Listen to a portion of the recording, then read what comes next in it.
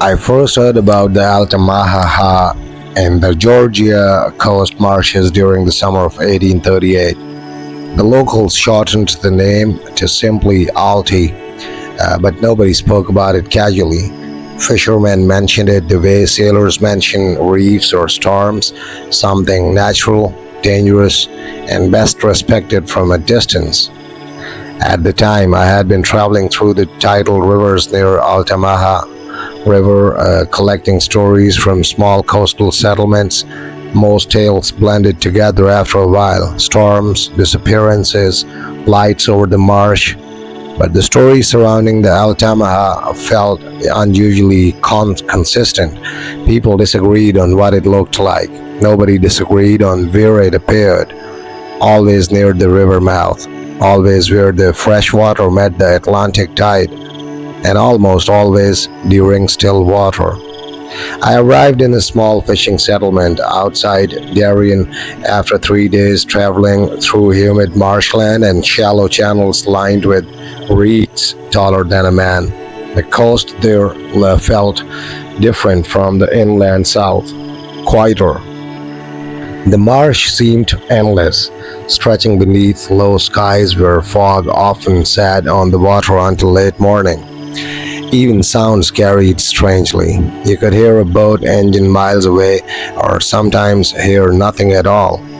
The first person to mention the creature directly was an old fisherman repairing nets beside the dock. He asked where I was headed. I told him I intended to travel farther downriver toward the estuary.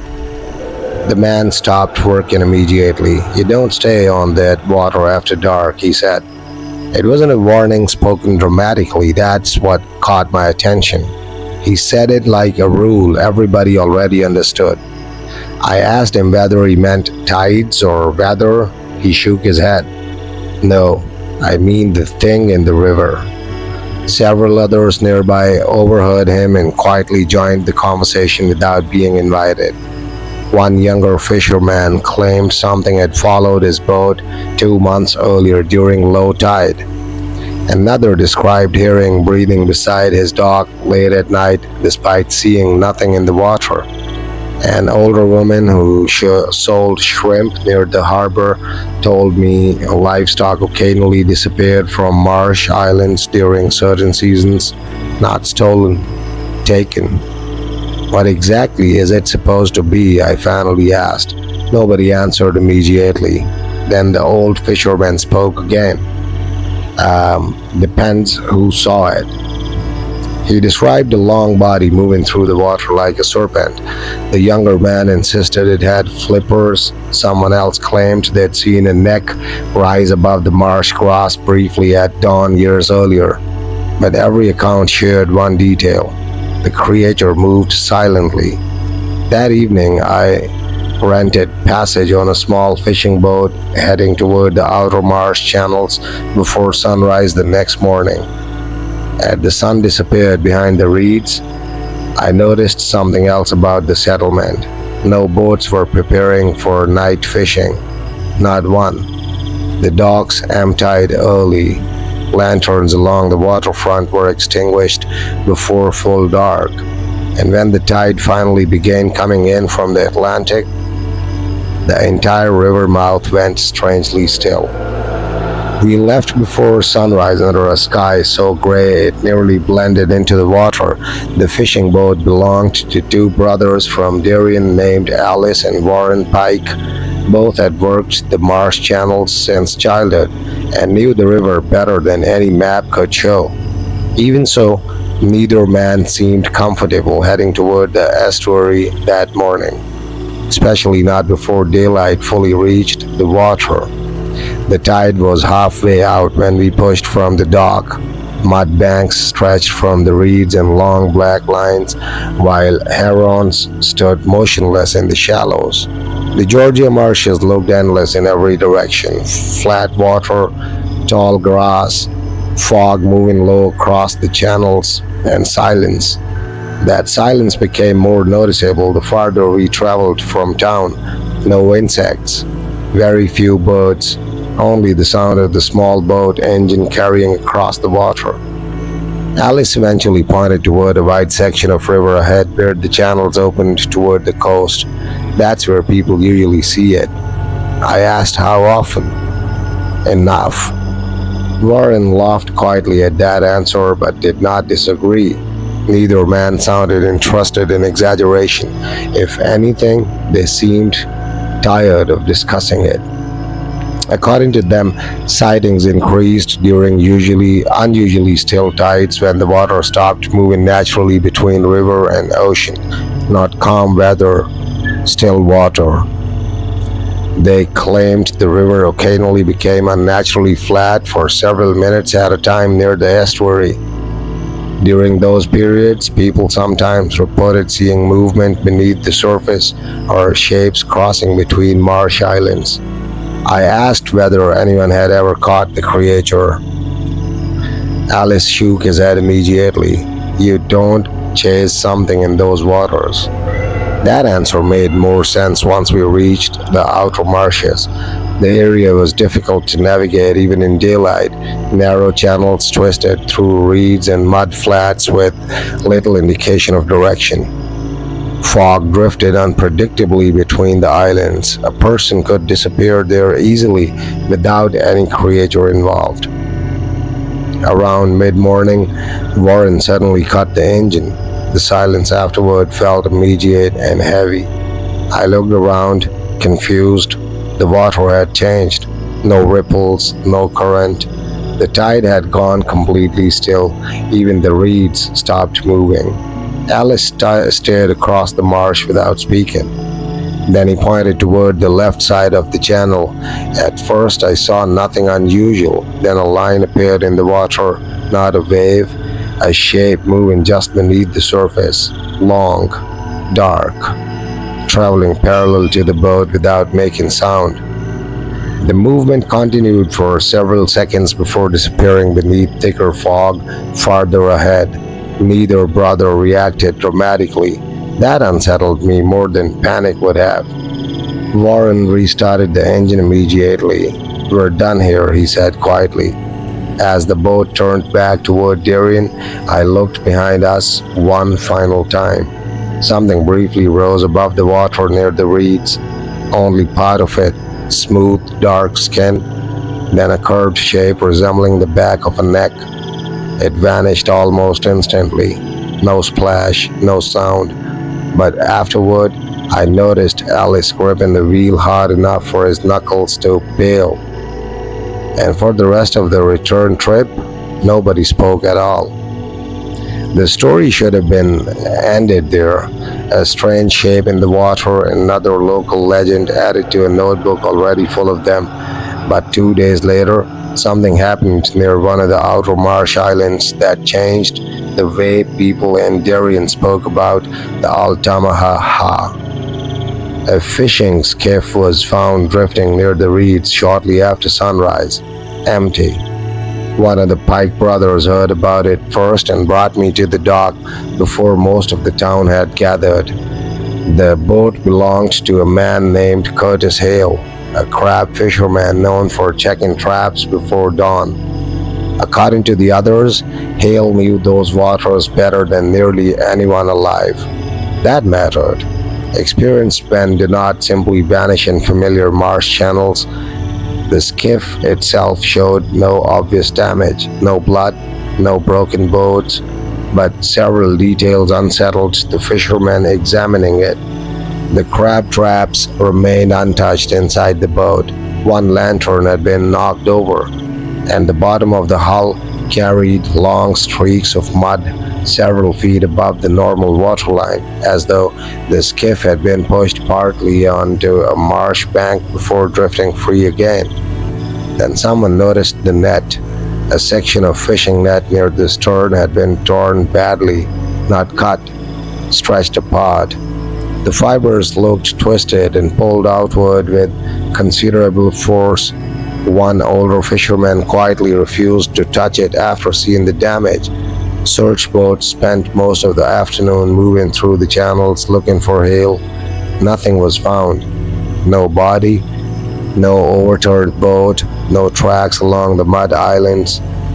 By evening, rumors had spread through the settlement again. Some believed Hale had fallen overboard during low tide and become trapped in marsh currents. Others blamed alligators, but the older locals didn't seem convinced by either explanation. That night, I sat with Alice Pike outside a small bait shed while storms moved faintly offshore beyond the estuary. I asked him directly whether he believed the creature had taken Hale. Alice stayed quiet for a while. Then he told me something he had never mentioned before. Years earlier, during another usually still tide, he and his father had seen something surface beside their boat after dark. Not fully, just part of it. He described a smooth body larger around than a whiskey barrel moving slowly beneath black water. Then a head rising briefly near the stern, not snake-like as some claimed, broader, more like a seal in shape, except much too large. His father ordered him not to speak about it afterward. Why? I asked. Alice looked toward the marsh. Because the more people go looking for something out there, he said quietly, the more people disappear.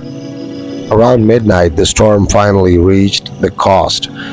Wind moved hard through the reeds outside town while rain hammered the docks. I woke sometime later to shouting near the waterfront.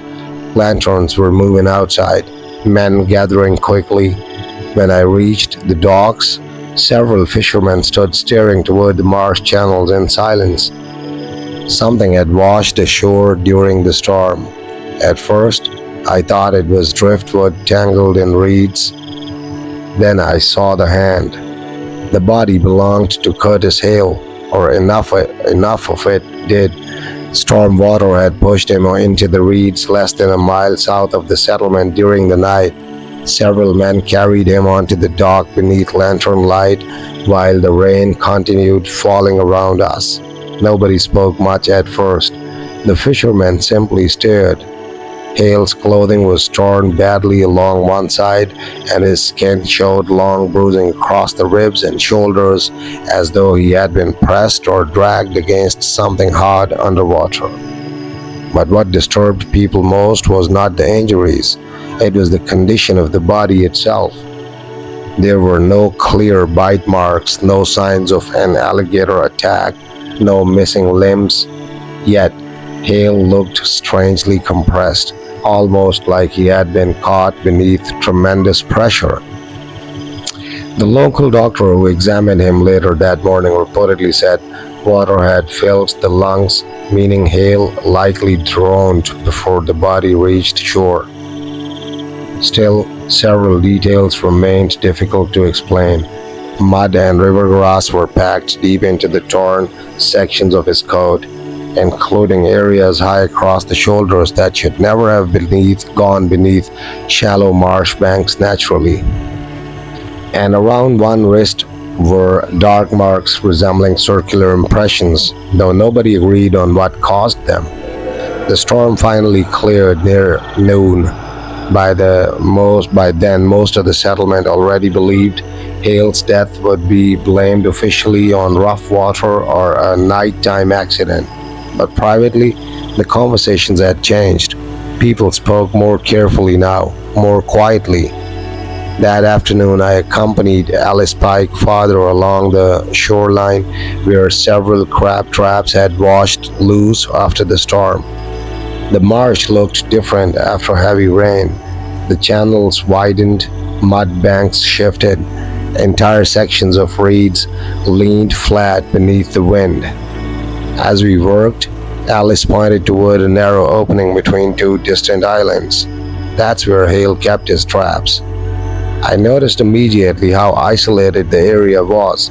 No houses, no docks, only miles of shallow tidal water and tall grass. Then Alice showed me something else.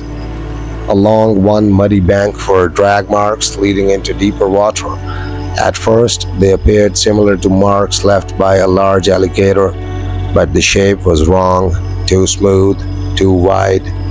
There were no claw impressions beside them, no footprints at all, just a broad trail through the mud disappearing beneath the channel.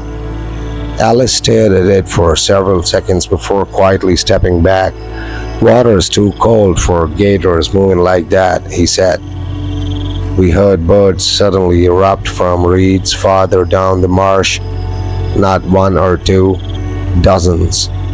Alice immediately looked toward the sound. Something large moved briefly through the grass beyond the channel, not clearly visible, only the tops of reeds bending in a long line, traveling parallel to the water, then stopping. The marsh became silent again, almost immediately. Alice didn't wait around after that. As we headed back toward town, he told me something I hadn't heard from anyone else yet. Several years earlier, a group of railroad surveyors mapping parts of the coastal marsh had reported seeing an animal surface near their camp one evening. According to Alice, the men described a neck rising from the water roughly 6 feet before slipping back beneath the surface. The surveyors never returned to finish that section of coastline. I asked whether anyone had ever tried hunting the creature directly. Alice gave a short laugh at that. "In open marsh," he said, "you won't even know where to begin." By the end of the week, I had planned to leave Darien. The marsh stories were unsettling, but still uncertain enough to dismiss if a man wanted to.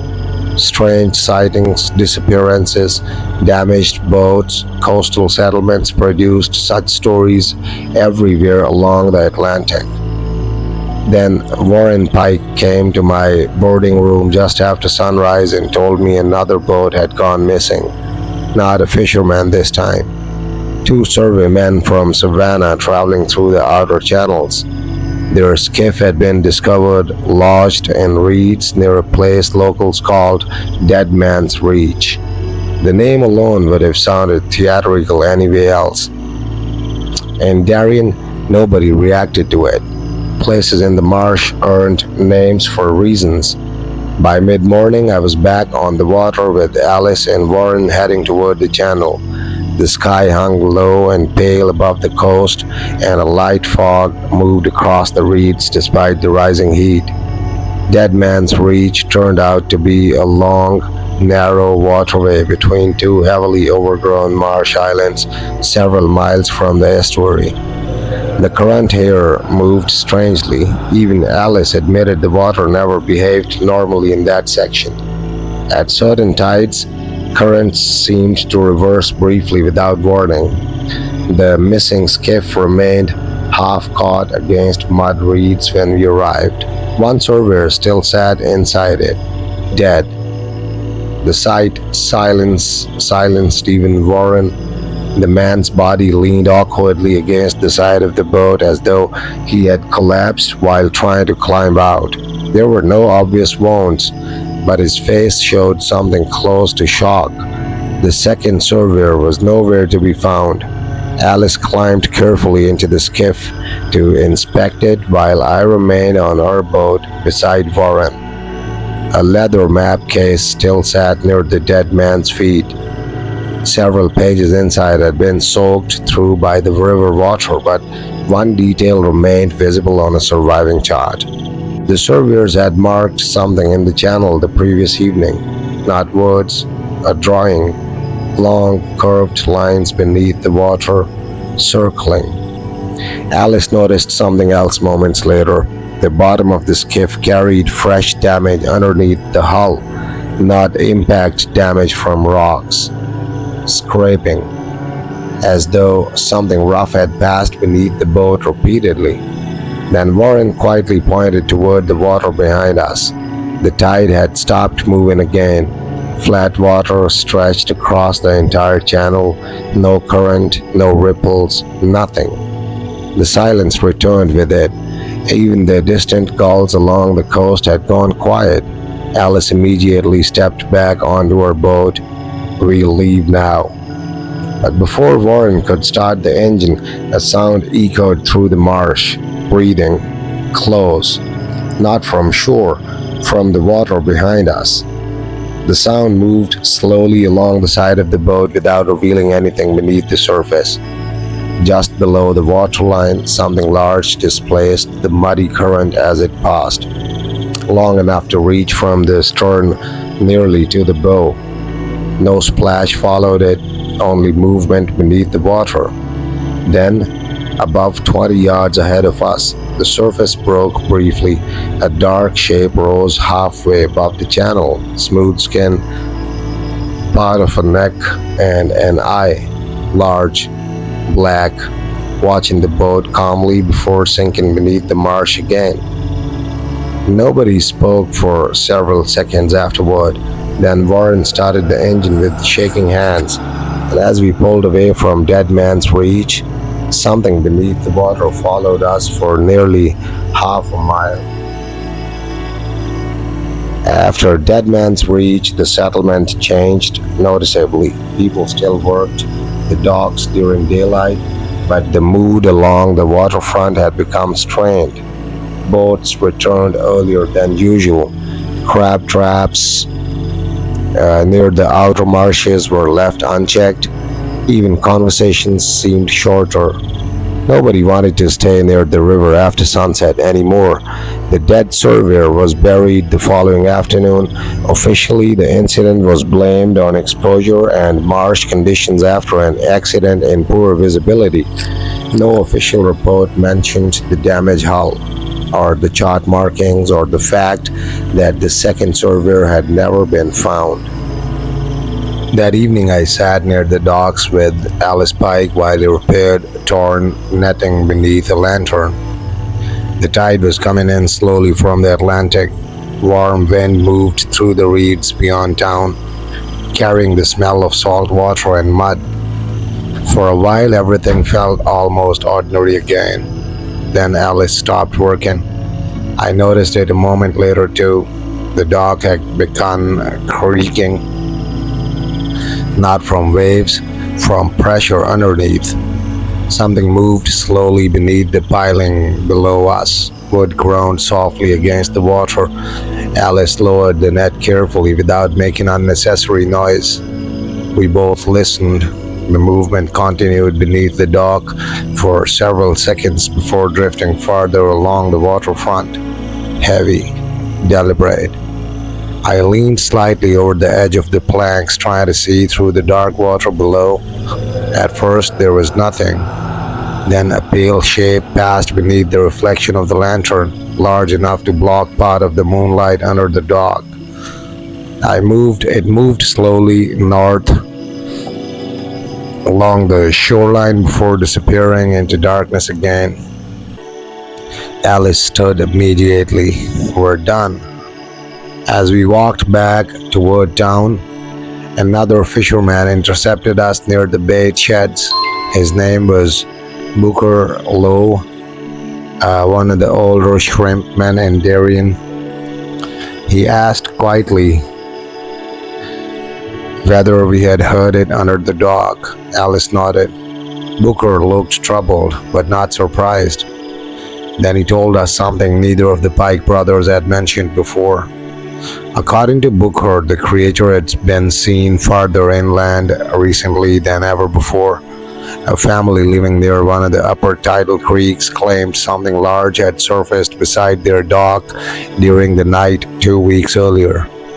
Not near the estuary, miles upriver. That detail unsettled Alice immediately. "The water's too shallow up there," he said. Booker shook his head slowly. "Not during flood tide. Rain began falling lightly after dark, not a storm.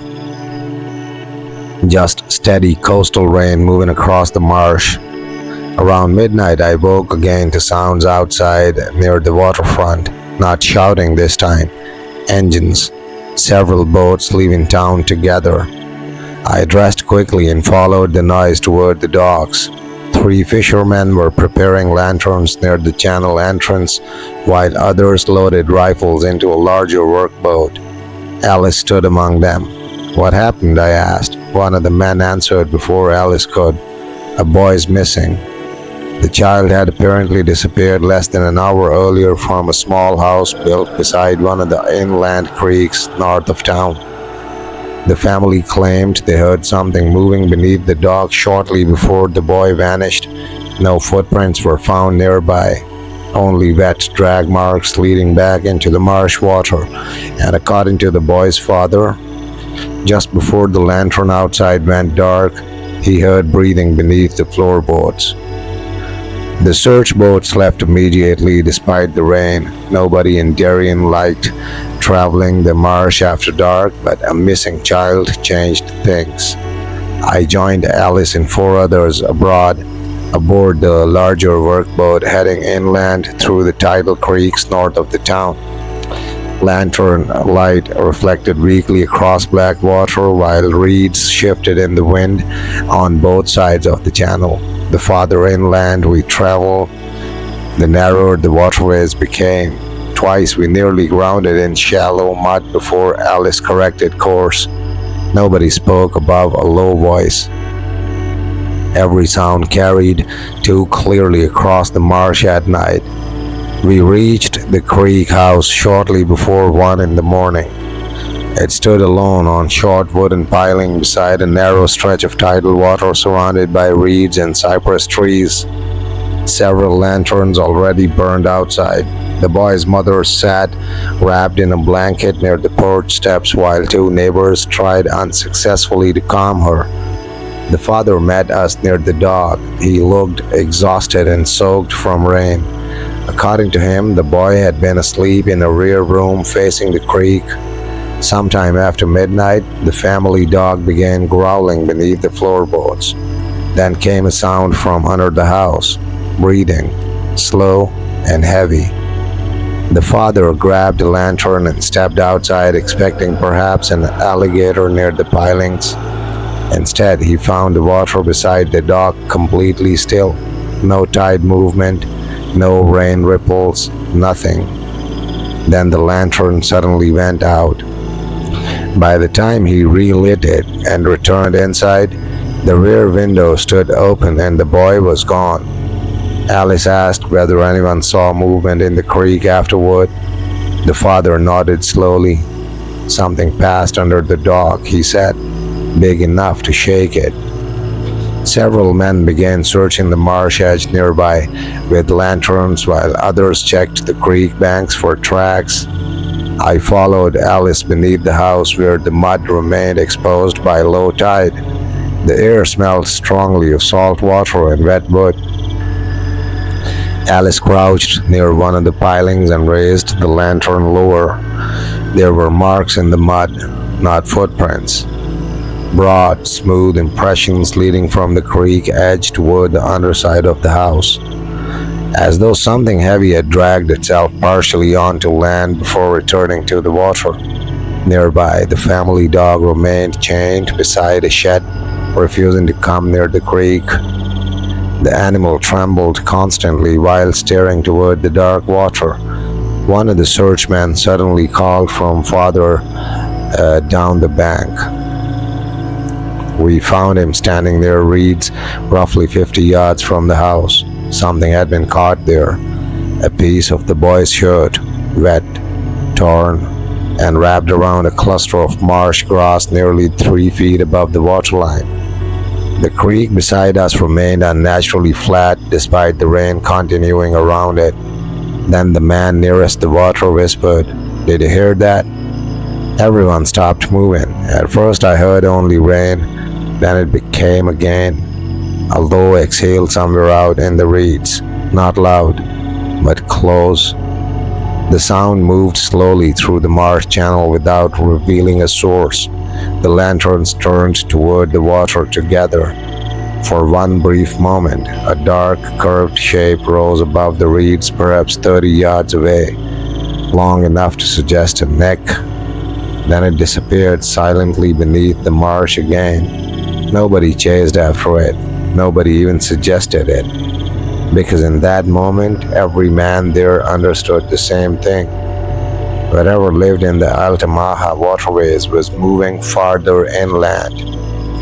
The search for the boy continued until sunrise. Nothing else was found. No body, no tracks beyond the marsh impressions beneath the house. By morning, the official explanation had already started forming among people who preferred practical answers. Some claimed the child wandered into the creek during the storm. Others blamed panic and confusion in darkness. But nobody who had stood beside that water during the still tide believed those explanations fully. Especially not Alice. We returned to Darien shortly after dawn, exhausted and soaked from rain. The town looked quieter than before. Word of the disappearance had spread quickly overnight. Several fishermen were already pulling boats from the water temporarily, refusing to work the inland creeks until the boy was found. That afternoon, I sat with Booker low near the shrimp docks while he cleaned oyster shells beneath a trap roof. Booker had spent nearly his entire life on the Georgia coast. Unlike most others, he spoke about the Altamaha-ha without embarrassment or exaggeration. To him, it was simply part of the marsh, dangerous but real. I asked whether he believed the creature attacked people intentionally. Booker thought about that carefully before answering. No, he said, I think people end up where it hurts. That distinction stayed with me. According to Booker, sightings became more common during years when fish patterns changed near the estuary. Large schools of mullet and redfish sometimes gathered unusually far inland during certain seasons, and wherever the fish moved, the creature seemed to follow. Booker then told me about an incident from his childhood that few people still discussed openly. A railroad supply team crossing one of the outer Marsh Islands decades earlier had reportedly discovered enormous impressions pressed into wet ground after a flood tide. Not footprints exactly, more like body marks. Long, smooth trenches leading between pools of water. The workers assumed at first that a boat had somehow drifted inland during the storm, until they realized the marks crossed areas impossible for boats to reach. What did they think made them? I asked. Booker shrugged. Something heavy enough to slide instead of walk. Near sunset, he brought out an older object, wrapped carefully in cloth from inside the dock shed. A faded sketch. The paper looked decades old. The drawing showed a long-bodied animal partly above water beside marsh reeds. Not detailed enough to prove anything, but clearly not meant as a fish or alligator. Booker claimed the sketch had been copied from notes made by a naturalist traveling the Georgia coast years earlier. The man reportedly observed the creature at dusk from nearly half a mile away. What happened to him? I asked. Booker folded the sketch quietly. He stopped writing about it. That evening, the tide turned unusually calm again. People noticed immediately. Boats tied along the docks stopped drifting against their ropes. The marsh grass beyond town stood perfectly still beneath fading sunlight. Even the gulls circling the waterfront gradually disappeared inland. Alice Pike came walking quickly down the dock toward us, carrying binoculars. There's something out near the channel, he said. We followed him to the edge of the harbor. Far beyond the docks, near the mouth of the river, part of the water looked disturbed, not splashing, moving. A long dark shape crossed slowly through the evening tide, too distant for details, but large enough that several others on the dock noticed it too. Nobody spoke while watching it, and after several moments, the shape slipped behind the water and did not return. After the sighting near the harbor, people in Darien stopped pretending the recent events were unrelated. The missing surveyor, Curtis Hale, the boy from the creek house, and now something large moving openly near the river mouth before sunset. Nobody said the creature's name loudly, but everyone was thinking about it. That night, several fishermen organized watches along the docks and inland creeks, not hunting parties, just men keeping lanterns lit near the water until dawn. Alice joined one of the harbor watches and asked if I wanted to come. I agreed, mostly because nobody in town seemed eager to remain alone after dark anymore. The tide came in slowly beneath the low cloud cover, while four of us sat near the end of the main dock, wrapped in coats against the damp coastal wind. For the first few hours, nothing happened. The marsh remained quiet except for distant frogs and water shifting beneath pilings. Then, something near midnight, the tide changed. The water flattened again. Every man noticed immediately. One of the older fishermen beside me muttered, "Still tide." The harbor ropes stopped creaking. Reflections in the water became perfectly clear beneath lantern light. And then came the sound. Breathing. Not close this time. Farther out in the channel, slow, measured, like something surfacing carefully. The men stood at once and raised lanterns toward the river mouth. For several seconds we saw nothing. Then one of the harbor dogs began barking wildly from farther inland. Another answered it, then another. The noise spread through town quickly, not panic, warning. Alice narrowed his eyes toward the dark water. "There," he whispered. A shape moved beyond the outer pilings, long and dark against the tide. Unlike previous sightings, more of it surfaced this time. I could see part of the back clearly now, smooth, rounded, far too large for an alligator. The shape traveled slowly across the harbor entrance before pausing near the mouth of a smaller creek. Then something else appeared behind it, a second shape, smaller, moving alongside the first beneath the water. One of the fishermen beside us lowered his lantern slightly. "There's two," he said quietly. Neither shape approached the docks directly.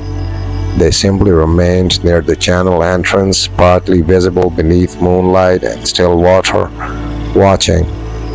After several moments, the larger one raised part of its neck briefly above the surface, only a few feet, but enough to reveal smooth dark skin reflecting the lantern glow. No scales, no visible mane, just wet skin and a narrow head turning slowly toward town. Then both shapes submerged together without sound. The tide resumed moving almost immediately afterward. Ripples returned beneath the dock. The ropes creaked again. And somewhere beyond the marsh grass, the harbor dogs finally stopped barking. Nobody on the dock spoke for a long while after that. And Alice said something that unsettled me more than the sighting itself. "I don't think it's passing through anymore." I asked what he meant. He kept staring toward the black water. "I think it lives here now." By the following morning, the harbor sighting had spread beyond Darien.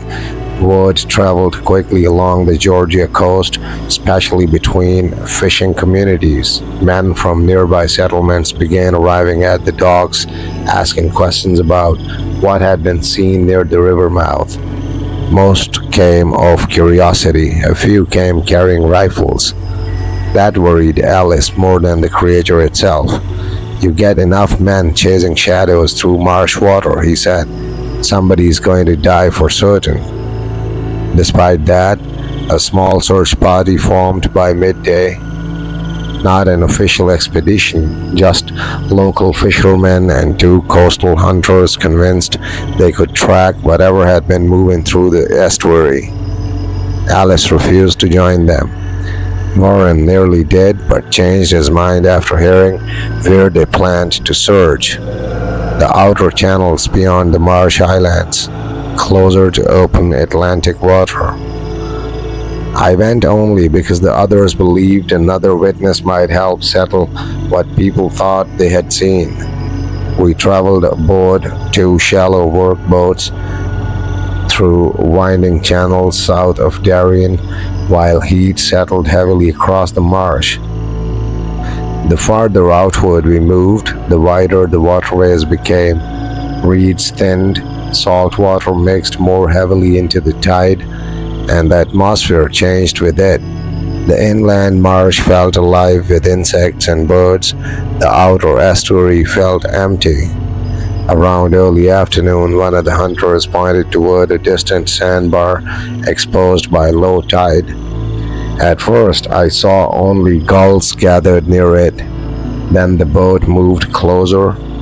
Something large lay partly across the sand, dead. The smell reached us before the details did. A dolphin, or what remained of one. The body showed unusual damage along the ribs and underside, not like shark feeding or propeller strikes common along coastal waters. The skin appeared torn by pressure rather than bites. One hunter climbed carefully onto the sandbar for a closer look. He called us over moments later. There were marks nearby, broad trails crossing wet sand toward deeper water.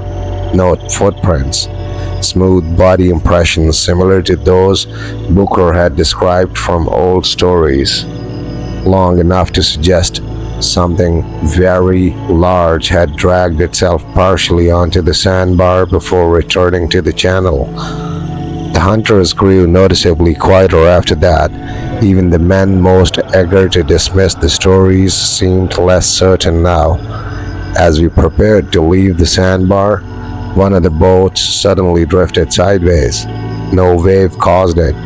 The water beneath us had gone still again. One hunter cursed under his breath.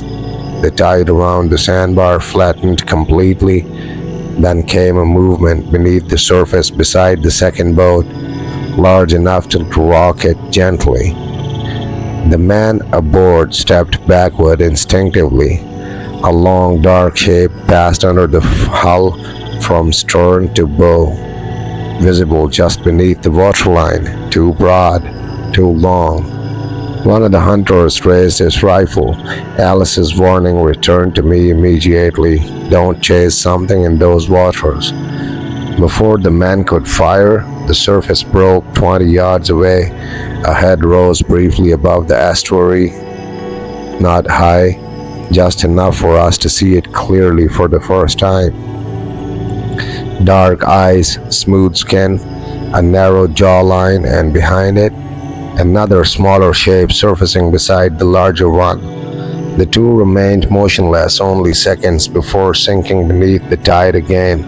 Nobody fired, nobody moved, because the realization reached all of us at the same moment. The creature people called the Altamaha-ha was not alone. After the sandbar encounter, the search party dissolved without discussion. No one formally agreed to leave. It simply happened. Boats turned back one by one, engines starting earlier than necessary, eyes avoiding the water as much as possible. Even the hunters who had arrived eager to prove something now avoided speaking about what they had seen. By the time we returned to Darien, the mood had changed completely. The river no longer felt a boundary between land and sea. It felt like a corridor, something passing through it. Alice met us at the dock without asking questions. He only looked at our faces and understood enough. "You saw it," he said. No one answered directly. That evening, Booker joined us again near the shrimp sheds. He had heard about the estuary sighting from another boat before we even reached shore. He didn't look surprised. Instead, he looked tired, like someone whose concerns had finally been confirmed in the worst possible way. "They're moving more often now," Booker said quietly. I asked what he meant. He gestured toward the darkening marsh beyond town. Same pattern, inland, then out, then back again. According to Booker, older fishermen had once described cycles in the marsh tides where unusual activity seemed to follow a rhythm over months, sometimes years. Sightings would increase, then disappear entirely, then return in stronger form, not random, repetitive, as though something was learning the waterways. Alice didn't like that idea. Animals don't plan routes, he said. Booker didn't argue, he only replied, then maybe it isn't just an animal. That night, the tide came in faster than usual. Storm clouds gathered offshore but did not fully break over land. Instead, wind pushed across the marsh in uneven gusts that made the reeds bend in waves. Around midnight, I heard movement outside my lodging near the docks. Not footsteps. Water. I stepped outside carefully. The harbor was empty except for faint lantern light near the far end of the pier where Alice was already standing. He had come for the same reason. Something was in the water again. But this time it was closer to the shore than before. A long shape moved slowly just beneath the dock line, parallel to the wooden pilings, not rushing, not hunting, traveling. Alice didn't reach for a weapon this time. He only watched. After a few moments, I noticed something unusual. The water wasn't reacting normally around it. No splashing, no ripple trails. It was as if the surface didn't fully register its movement. Then, briefly, part of its back rose near the edge of the dock, closer than any previous sighting.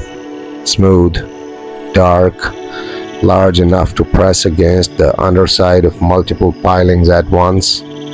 One of the dock supports creaked softly under pressure. Then the shape drifted away again without sound. Alice finally spoke after it passed. "It's not just passing through the estuary anymore," he said. I asked him what had changed. He stared out at the black water for a long time before answering. "It's mapping it." That was the first time I truly understood what unsettled him most. Not the creature itself, but the possibility that it was beginning to understand the river better than the people who lived beside it. I left Darien 2 weeks after the estuary sighting, not because anything was resolved, but because nothing was. The marsh did not return to normal. It simply stabilized into something unfamiliar. Some fishermen resumed work, others stayed inland, avoiding the outer channels entirely. A few boats continued running routes as before, but always in pairs now, never alone. Alice walked me to the dock the morning I left. He didn't try to convince me to stay. Neither of us pretended there was anything left to figure out in the usual sense. Before I boarded, he said something I still think about. If it was just one creature, people would have understood it by now. I asked what he thought it was instead. Alice looked toward the river mouth. "I think it's a system," he said. "Something that uses the water like roads." I didn't fully understand him then. I understand it more now. As the boat carried me away from Altamaha River, the marshes near Darien, I kept watching the shoreline fade behind fog and reeds. For a while, everything looked normal again. Birds returned, the water widened into familiar channels. Even the air felt lighter the farther we moved north.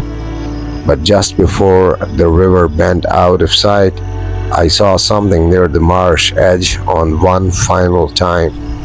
A disturbance in the water, not a rise, not a breach, just movement, traveling parallel to the shore beneath the surface, following the current line like it had done before. Then it was gone.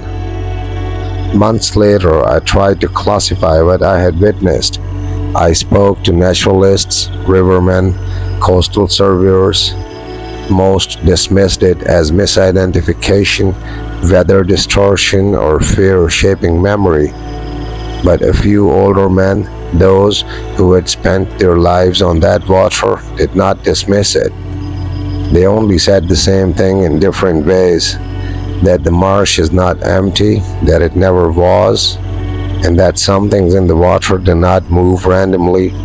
They follow patterns, paths, routes that humans do not always recognize as roads. I stopped calling it a creature after a while, because that word implies a single thing. What I saw along the Altamaha did not behave like a single thing. It behaved like something learning where people travel. And one night, long after I left Georgia, I found myself thinking of Alice Pike's final words again, not as a warning, but as an observation. It's mapping it, and I still do not know whether he meant the river or us.